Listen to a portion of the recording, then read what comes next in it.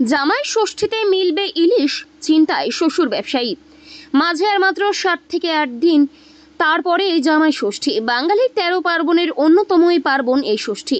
এখানে বাড়িতে ডেকে জামাইকে ভুরি ভোজ করে খাওয়ানোই পরম তৃপ্তি পান শ্বশুর শাশুড়িরা। আর সেই ভুরি ভোজের মেনুতে ইলিশ থাকবে না তা কি হয়? কিন্তু সমুদ্রের সেই রূপালী ফসল এবার মৎস্যজীবীদের জালে উঠবে কিনা, কিংবা উঠলে কত পাওয়া যাবে তা নিয়েই চিন্তার শেষ নেই। আপনার নাম? শুভেন্দু বেরা। কি করেন আপনি? মাছ দোকান। বলছি সামনে জামাই ষষ্ঠী, সেই পরিমাণ ইলিশ কি এখন পাওয়া যাচ্ছে? এখন সেই পরিমাণ ইলিশ একবারে নেই, মানে ইলিশ এবছর জামাইয়ের পাতে পড়বে কিনা সন্দেহ। কেন নেই এখন পর্যন্ত? এমনি কাইন্ডলি এমনি তো আপনার ধরা বন্ধ, দিচ্ছে না সরকার থেকে। মানে যেহেতু বর্ষার মধ্যে এখন প্রজনন কাল, ধরা তো যাবেই না, এই কারণে বন্ধ, প্লাস গরম, প্রচন্ড গরম। তাহলে কি এবারে জামাইয়ের পাতে ইলিশ পড়বে বলে আমার মনে হয়। সম্ভবত না, তারপর দেখা যাক কি করে।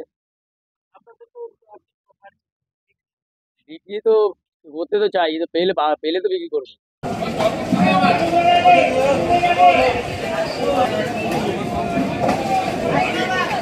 ব্যুরো রিপোর্ট, এখন সংবাদ।